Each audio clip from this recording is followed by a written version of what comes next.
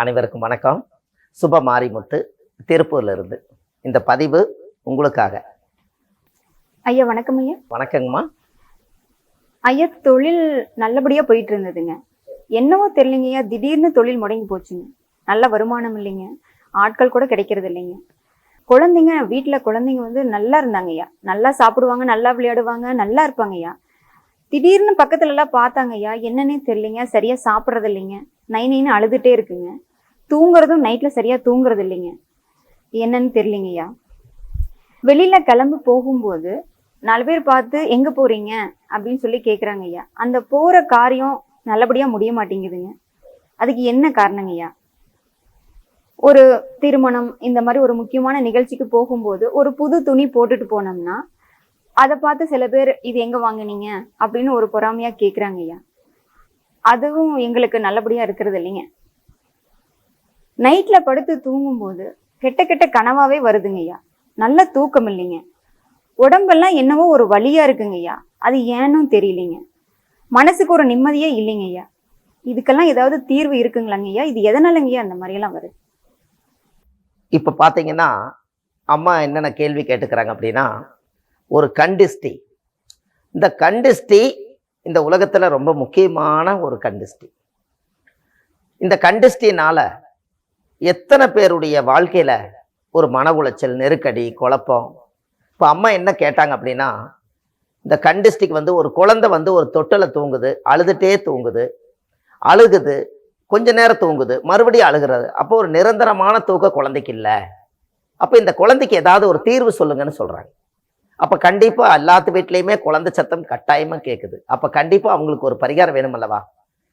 அந்த காலத்தில் பார்த்துருக்கீங்களா, குழந்தைக்கு கன்னத்தில் ஒரு மச்சம் இல்லைனாலும் கூட இவங்களே ஒரு கருப்பு பொட்டு எடுத்து கன்னத்தில் வைப்பாங்க. ஏன் அப்படின்னா அவ்வளோ அழகாக பவுடர் அடித்து அந்த குழந்தைக்கு பொட்டெல்லாம் வச்சு ஒரு பெரிய ஒரு கன்னத்தில் ஒரு பொட்டை வச்சு கொஞ்சம் இப்படி கீச்சி விட்ருவாங்க. அது ஏன் அப்படின்னா, ஐயோ இல்லைன்னா அந்த குழந்தையோட அந்த கொழுகொழுன்னு இருக்கிற அழகுக்கு எல்லாரும் அந்த குழந்தையை பார்த்து எல்லாரும் அது கண்ணு வச்சாங்கன்னா அந்த குழந்தை நல்லா தூங்காது, நல்லா சாப்பிடாது.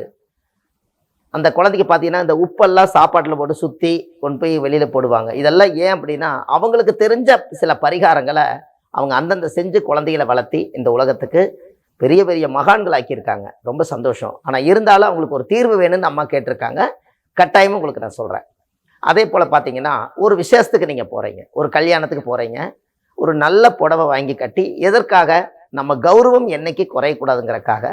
அவங்கள போல் நாமளும் ஒரு நல்ல ட்ரெஸ் பண்ணிட்டு போனால் 4 பேர்த்துக்கு முன்னாடி ஒரு மதிக்கத்தக்க நடப்பாங்க அப்படிங்கிறதுக்காகத்தான் அந்த ஒரு ட்ரெஸ்ஸவே அவங்க அனுபவிக்கிறாங்க. இதை பார்த்தீங்கன்னா இவங்களுக்கு ஒரு சின்ன ஒரு போட்டி இருக்கும். 5000 ரூபாய் புடவையா, இது 4000 ரூபாய் புடவையா, இது 1000 ரூபாய் ட்ரெஸ்ஸா, இது எவ்வளவு ஏற்றத்தாழ்வு அப்படின்னு பார்த்து ஒருத்தருக்கு ஒருத்தர் கண்ணு பார்க்கும்போது பொல்லாதது. இங்கிருந்து வானசாஸ்திரம் எத்தனையோ கோடி மைலுக்கு அந்த பக்கம் இருக்கக்கூடிய கண்கள் அந்த நட்சத்திரத்தை இந்த கண்ணு இங்கிருந்து பார்த்து இந்த நட்சத்திரம் மின்னுதுன்னு சொல்லும் போது, அப்போ கோடிக்கணக்கான கிலோமீட்டருக்கு அந்த பக்கம் இருக்கக்கூடிய அவ்வளவு பெரிய நட்சத்திரத்தை இந்த கண்ணு இங்கிருந்து பார்த்து இந்த இடத்துல இந்த நட்சத்திரம் ஒரு ஜொலிக்குதுன்னு நீங்கள் சொல்லும் போது, ஒரு 10 அடி 20 அடி வித்தியாசத்தில் நம்மளோட கண் பார்வையோட பவர் எவ்வளவு இருக்குன்னு உங்களுக்கு தெரியும் இல்லையா? இதுதான் கண்டிஸ்டி. ஒரு காரில் போய் இறங்குறீங்க. இந்த கார் யாருது? புது கார் வாங்கியிருக்கீங்க. எவ்வளவு? எப்படி உங்களுக்கு இது காசு கிடைச்சது? ஏழ்மையாத்தானே இருந்தீங்க, எப்படி உயர்ந்தீங்க? எங்கேயோ பணம் உங்களுக்கு எப்படி வந்தது? இதெல்லாமே ஒரு திருஷ்டியில் போய் அது சேவ் ஆகுது. அப்போது நல்ல தூக்கம் அல்ல, கெட்ட கெட்ட கனவாக இருக்குது, கெட்ட கெட்ட சொப்பனம். நல்லா தூங்குற மாதிரி இருக்குது, ஆனால் மனசு தூங்க மாட்டேங்குது. கண்ணு ரொம்ப பாதிக்குது, கண்ணு எரிச்சலாக இருக்குது, படுத்தா உடம்பு வலிக்குது. இப்படியெல்லாம் ஒருத்தருக்கு இருக்குது. எங்கேயாவது ஒரு பக்கம் போகிறோம், ஒரு முச்சந்தியில் எதையாவது மந்திரிச்சு போட்டிருக்காங்க, நம்ம ஒரு வேளை தாண்டிட்டோமோ, அது என்ன காரணம்? இப்படி எல்லாத்துக்கும் ஒரு கேள்வி உங்களுக்குள்ளே இருக்குது. இன்றைக்கி இந்த ஒரு பரிகாரத்தை இன்றைக்கி உங்களுக்கு எல்லாரும் நிறைய பேர் கேட்டிருக்காங்க. இருந்தாலும் இன்றைக்கி இந்த பரிகாரத்தை கொஞ்சம் விரிவாக்கமாக சொல்லலாம் அப்படின்னு சொல்லி உங்களுக்கு நான் ஒரு வித்தியாசமான ஒரு பரிகாரத்தை, நீங்கள் வாழ்நாள் முழுவதும் டெய்லி டிஸ்டி கழிக்கணுங்கிறது இல்லை, நாம் ஒரு வித்தியாசமாக உங்களுக்கு இன்றைக்கி நான் எளிய முறையில் நீங்களே வீட்டில் செய்யக்கூடிய பரிகாரத்தை தான் இந்த பதிவில் உங்களுக்கு நான் சொல்ல போகிறேன்.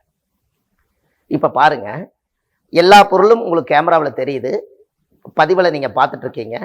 இப்போ ஒரு வித்தியாசமான ஒரு விஷயத்தை நீங்களும் இதை செய்யணுங்கிறதுக்காக நம்மளே கிரியேட் பண்ணி இந்த பரிகாரத்தை எப்படி எல்லாத்துடைய உடல்ல இருந்து திருஷ்டி வெளியில போகும், மற்றவங்களோட பார்வை நம்ம மேல பட்டாலும் எந்த பொருள் மேல அது தாங்கிக்கும்னு சொல்லி இந்த பதிவுல நம்ம பார்க்கலாம். வாங்க வீடியோக்குள்ள போலாம். ஐயா, வீட்ல சாதாரணமா கண் திருஷ்டிக்கு வந்து 2-3 மிளகா, ஒரு கறிக்கொட்டை, ஒரு எலுமிச்சம்பழம் இந்த மாதிரி நான் பார்த்துருக்கேங்க ஐயா. ஆனா அது இவ்வளவு மிளகா தேவைங்களாங்க ஐயா? இவ்வளவு கறிக்கொட்டை, இத்தனை எலுமிச்சம்பழம் இவ்வளவும் தேவைங்களாங்க ஐயா? இப்ப பாருங்க, அம்மா கேட்டதுனால இவ்வளவு மிளகாய் எதுக்கு அப்படின்னு அவங்க கேட்டிருக்காங்க. அப்ப இதுல ஏதோ ஒரு சக்தி இருக்கா இல்லையா? அப்ப கண்டிப்பா இன்னைக்கு எங்களுடைய குடும்பம், எங்க வம்சாவளி குடும்பத்துல பாரம்பரியமா ஒரு கண்டிஸ்டிய முறையை எப்படி போக்குறது அப்படிங்கிற ஒரு விஷயத்த இன்னைக்கு உங்களுக்கு நான் சொல்ல போறேன். அதை உங்களுக்கு வந்து நான் பதிவிலேயே டைரக்டா கொடுக்குறேன், லைவாவே. இதை நீங்களும் செஞ்சு பாருங்க. உங்க வீட்டில் இருக்கிற திருஷ்டி எப்படி போகுதுன்னு உங்களால உணர முடியும். இப்போ இந்த வரமிளகாயை நீங்க என்ன பண்றீங்க அப்படின்னா, இப்படி நல்லா இறுக்கி, இது இவ்வளவு மிளகாய் எதுக்குன்னு அம்மா கேட்டாங்க. அதாவது என்ன அப்படின்னா, ஒரு உக்கரமான கண்டிஸ்டி அதிகமாக இருந்துச்சுன்னா நீங்கள் 108 மிளகாய், அதுக்கடுத்தது 108 மிளகா, ஒரு நாளைக்கு ஒரு மிளகாய்னா 365 மிளகா, இப்படியெல்லாம் நீங்கள் ஒரு வரமிளகாயை நல்லா அழகா இப்படி உங்கள் கையாரவே இது ஒரு மாலை மாதிரி நீங்கள் எப்படி மாலை கட்டுறீங்களோ அதே மாதிரி இந்த வரமிளகாயை எங்கெங்கேயோ இருக்கிற மிளகாய் எல்லாம் ஒன்றா சேர்த்தி உங்கள் கையாரவே எங்கள் குடும்பத்தில் இருக்கிற டிஸ்ட்ரிகள் எல்லாம் நிவர்த்தி ஆகணும் அப்படின்னு சொல்லி இப்படி அழகாக நீங்களே ஒரு மாலை மாதிரி அழகாக இப்படி கட்டலாம். இது பார்த்தீங்களா? இப்போது இதில் என்ன ஒரு விஷயம்னு கேட்டிங்கன்னா, இதில் 365 மிளகாய் இதில் இருக்குது. எத்தனை நாளைக்காக? ஒரு நாளைக்கு ஒரு மிளகாய் ஒரு டிஸ்ட்ரிக் போச்சுன்னா கூட இதில் 365 மிளகாய் நான் ஏற்கனவே கட்டியிருக்கேன். அது கூட உங்களுக்கு நான் எக்ஸ்ட்ரா இதை பண்ணுறேன். இப்படி கட்டிட்டு இங்கே பாருங்கள், வாழ்க்கையில் இதெல்லாம் நீங்கள் பார்த்துருக்கவே முடியாது. இந்த மாதிரி ஒரு மிளகாயை ஒன்றா சேர்த்தி இப்படி நல்லா கிளீனாக இப்படி கட்டி, இந்த மிளகாயில் ஒரு சக்தி என்ன அப்படின்னு கேட்டிங்கன்னா, நீங்கள் இதில் வந்து கட்டும்போது இந்த மிளகாயை நீங்கள் ஃபோட்டோ எடுத்து வச்சுக்கோங்க. ஏன் அப்படின்னா, இந்த மிளகாயில் உங்களுடைய திருஷ்டி படப்பட இந்த நிறம் மாறும். இந்த நிறம் வந்து உங்களுக்கு மாறும். எப்படி மாறும் அப்படின்னு கேட்டிங்கன்னா, இது வந்து சிவப்பாக இருக்குது, அப்படியே இது கருப்பாக மாறும். மற்றவங்களுடைய கண்கள் இது படப்பட இது அப்படியே கருப்பாக மாறும். இந்த கருப்பாக மாறும்போது தான் இந்த தன்மை, இதிலிருந்து வரக்கூடிய அந்த தன்மை உங்களுக்கு அப்படியே மாறும்போது, ஓ நான் சிவப்பாக கட்டினேன், இது எப்படி நிறம் மாறிச்சுக்கும் போது ஒவ்வொருத்தருடைய கண்கள் படும்போது ஒரு மிளகாயுடைய தாக்கம் நம்ம மேலே வர வேண்டியது இந்த மிளகாய் மேலே பட்டு அந்த தோஷத்தை இது வாங்கிக்கும். அதுக்காகத்தான் இதில் 365 மிளகாய் இதில் கரெக்டாக நான் போட்டிருக்கேன். ஒரு வருஷத்துக்கு இந்த மிளகாய் அப்படியே உங்கள் வீட்டில் கட்டலாம். இதுக்கு மேலே நான் என்ன பண்ணுறேன்னு பாருங்க. இது பாருங்க, எலுமிச்சம்பழம் 8 எலுமிச்சம்பழம் இதில் வச்சுருக்கேன். இதில் 8 எலுமிச்சம்பழம், இதில் எலுமிச்சம்பழம் 8. ஏன் 8 எலுமிச்சம்பழம் இதில் வைக்கணும் அப்படின்னு கேட்டிங்கன்னா, கிழக்கு மேற்கு தெற்கு வடக்குன்னு சொல்லுவாங்க. அப்போ 4 திசை, இது வந்து 8 திசை இருக்கிறதுனால அஷ்ட திக்குடைய தோஷமும் 8 திசையிலேருந்து வர்றவங்களும் இதை பார்க்கும்போது நம்ம வீட்டுக்குள்ளே வரும்போது இந்த தாக்கமெல்லாம் இதெல்லாம் அடிபட்டு இது காஞ்சு சுக்கு நூறாகி இதோட தன்மையெல்லாம் இழந்து போகிறதுக்காக இதில் 8 எலுமிச்சம்பழத்தை நீங்கள் அழகாக இது பண்ணணும். அதுக்கு அடுத்தது இதில் மறுபடியும் அந்த எலுமிச்சம்பழத்துக்கு மேலே ஒரு வரிசை அதுக்குள்ளே வச்சு அடைக்கிடணும். இவ்வளவு மிளகாய் தேவையா அப்படின்னு பார்க்கும்போது இத்தனை ஒரு தீராத திருஷ்டி, தீராத நோய், குழந்தைங்க தூங்கலை, நம்ம வாழ்க்கையில் இது வரைக்கும் எதுவுமே பெருசாக சாதிக்க முடியல, வீட்டுக்குள்ளே ஏதோ ஒரு கெட்ட தீய சக்திகள் இருக்குது அப்படின்னால் இதெல்லாம் வந்து மண்ணில் விளையக்கூடிய அனைத்து பொருள்கள் தான். அப்போ இதில் வந்து யாரோ ஒருத்தர் திடீர்னு வீட்டுக்குள்ளே வந்தாங்கன்னா இதை பார்த்த உடனே, ஓ இது எதற்காக இவ்வளவு மிளகாய் கட்டிக்கிறாங்கன்னு அவங்க பார்த்துட்டு போய் இதை கண்டிப்பாக அவங்க செய்வாங்க. ஆனால் அதுக்கு முன்னாடி அவங்க எந்த நோக்கத்தில் வந்தாங்களோ அந்த நோக்கம் எல்லாமே முதல்ல இது நெகட்டிவ் எல்லாம் இது வாங்கிக்கும். ரைட்டுங்களா? இப்போ இது நெகட்டிவ் எல்லாம் இது வாங்கிக்கும்.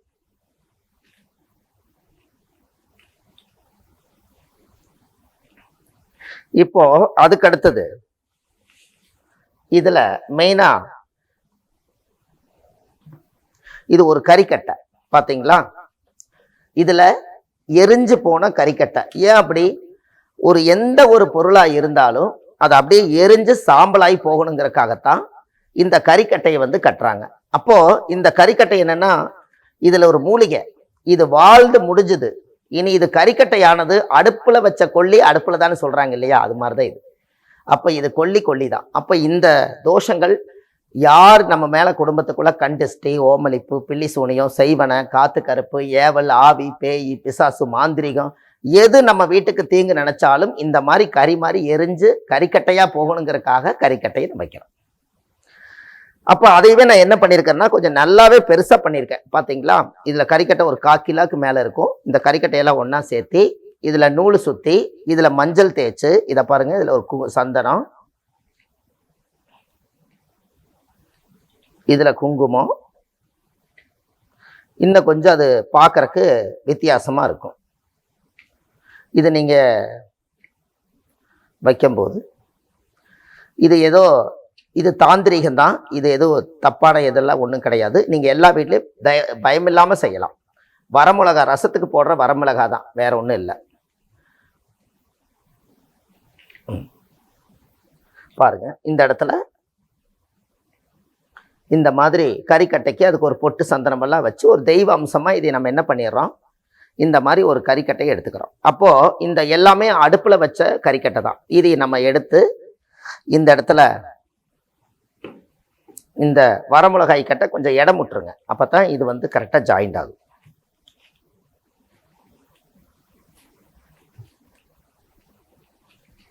ஒரு 3 முடிச்சு போட்டு அந்த முடிச்சுக்கு ஒரு சந்தனம், ஒரு குங்குமம் இப்படி வச்சு, இப்போ நீங்க இதை எடுத்து எலுமிச்சம்பழம் பாருங்க, இது எவ்வளவு அழகா இங்க இருந்து பார்க்கும்போது உங்களுக்கு எப்படி தெரியுது? இதுல கறிக்கட்டை இருக்கு, இதுல நூலு சுத்தி சந்தன குங்குமம் வச்சிருக்கீங்க.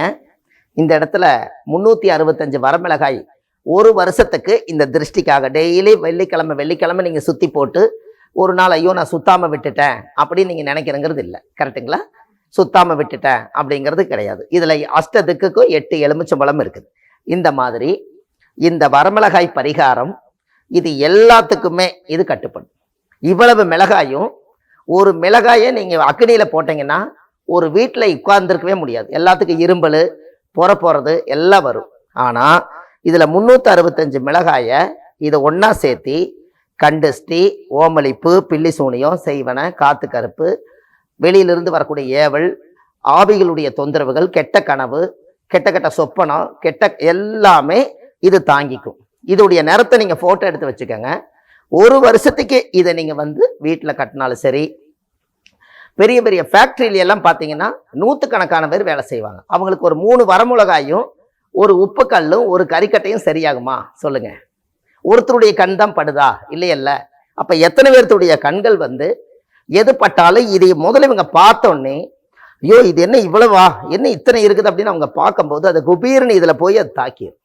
அப்போ நீங்க வந்து 365 நாளைக்கும் அடிக்கடி நீங்க டிஸ்டி கழிக்கணுங்கிறதுல ஒரு தடவை வாழ்க்கையில இதை நீங்களே செஞ்சுக்கலாம். இது ஒரு மாலை மாதிரி கட்டி இதுல ஒரு 1 கிலோ 1/2 கிலோ வரமிளகாய் இதுல பிடிக்கும். அதுக்கப்புறம் ஃப்ரெஷ்ஷாக எலுமிச்சம்பழத்தை வாங்கி எல்லாம் நீட்டாக போட்டு கட்டி இதுக்கு ஒரு சாம்பிராணி புகை போட்டு இந்த வீட்டில் இருக்கக்கூடிய தீய சக்திகள் எல்லாம் நிவர்த்தி ஆகுன்னு சொல்லி நீங்கள் கட்டிக்கலாம். அதே போல் இது கட்டுறதுக்கு முன்னாடி யார் வேணாலும் உட்கார்ந்து குழந்தைகளுக்கு இப்படி உட்கார வச்சு குழந்தைகளை இப்படி 3 தடவை அந்த குழந்தைக்கு தலையை சுத்தியும் கூட நீங்கள் கட்டி விடலாம். இது எல்லா தோஷமும் இது வாங்கிக்கும். இந்த மாதிரி இது வரைக்கும் நீங்கள் எல்லாத்துக்கும் இதை ஷேர் பண்ணுங்க. ஏன்னா இந்த மாதிரி ஒரு விஷயம் இருக்குதுங்கிறது உலகத்துக்கு போய் சேரட்டும். அப்போ ஒரு வரமிளகாயில இவ்வளவு மிளகாயும் ஒன்று சேர்த்த முடியுமா? இத்தனை எலுமிச்சம்பழத்தையும் ஒன்று சேர்த்த முடியுமா? ஏன்னா இதை நான் ஏன் உங்களுக்கு கட்டி காமிச்சேன்னா, இதை நான் காமிச்சிட்டு நான் விட்டுட்டேன்னா இது எப்படி செஞ்சாருன்னு தெரியாது. அப்போ இது ஒரு மாலை மாதிரி கட்டித்தான் இந்த கறிக்கட்டையை அமைச்சிருக்கிறோம், இந்த எலுமிச்சம்பழத்தை அமைச்சிருக்கோம்.